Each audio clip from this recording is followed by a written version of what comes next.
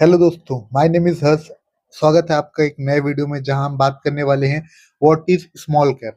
आपने पिछली वीडियो से देख लिया होगा कि लार्ज कैप क्या है, मिड कैप क्या है। आज हम बात करने वाले स्मॉल कैप क्या है। जिससे नाम समझ आ रहा है, स्मॉल कैप मतलब छोटी सी कंपनियों का समूह, जिसको स्मॉल कैप बोलते हैं। यह छोटी कंपनी जो मार्केट कैपिटलाइजेशन के हिसाब से काफी छोटी है, उनको हम स्मॉल कैप्स के अंदर काउंट करते हैं। इनमें हमको इन्वेस्ट करने का बेनिफिट क्या होता है और इसके एडवांटेज क्या होते हैं, उसके बारे में हम थोड़ी बात करते हैं।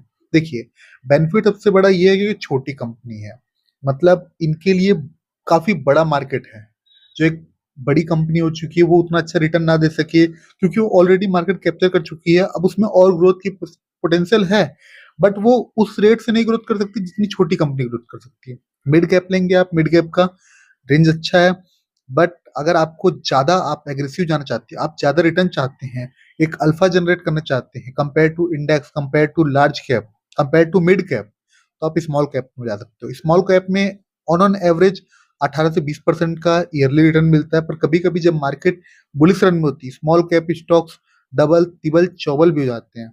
और जब बेयरिश ट्रेंड में आते हैं तो इसका आप पॉजिटिव साइड देख लिए, प्लस नेगेटिव साइड ये है कि जब मार्केट बेयरिश ट्रेंड में होता है तो स्मॉल कैप स्टॉक सबसे पहले टूटते हैं। उसमें काफी ज्यादा सेलिंग आती है, काफी ज्यादा प्रेशर रहता है, तो रिस्क भी ज्यादा है, रिवॉर्ड भी जाता है।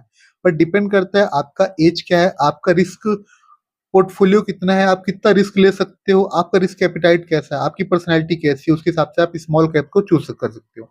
ये तो बेसिक बात हो गई। पर एक एवरेज जो सिनारियो होता है, अगर हम मान के चले, तो अगर आपकी एज 15 20 25 साल है, 15 में तो इन्वेस्ट नहीं करना चाहिए, 18 से ऊपर है आप, 25 के अंदर हैं, तो आपको अपने जो भी अमाउंट आप इन्वेस्ट कर रहे हैं उसका 60% आप स्मॉल कैप्स में रख सकते हो, जिससे आपको एक अच्छी रिटर्न मिल सकती है। अगर आपका एज 30 35 40 तक पहुंच चुका है, तो आप 30 35% अपना स्मॉल कैप्स में डाल सकते हो। तो अगर आप 40 की पार कर चुके हैं तो आप 20 25% अपना ही स्मॉल कैप्स में लगाए। अगर आप 40 से भी पार कर चुके, 50 के करीब हैं, तो आप अपना 10 से 15% ही पैसा स्मॉल कैप्स में रखें, क्योंकि स्मॉल कैप्स हाई वोलेटाइल होते हैं, इसमें रिस्क भी ज्यादा रहता है, प्लस रिवॉर्ड भी मिलता है।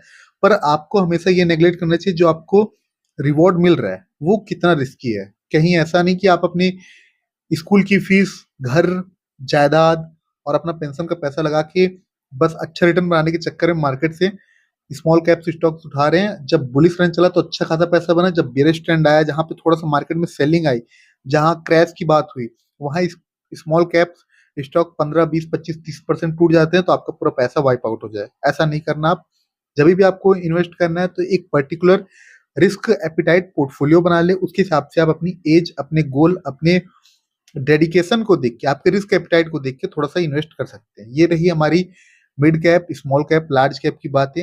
अब हम इसके आगे और कुछ एडवांस चीजें जानने वाले हैं। बाइंग क्या होती है, सेलिंग क्या होती है, डीमैट अकाउंट क्या होता है, और एक्सेट्रा एक्सेट्रा।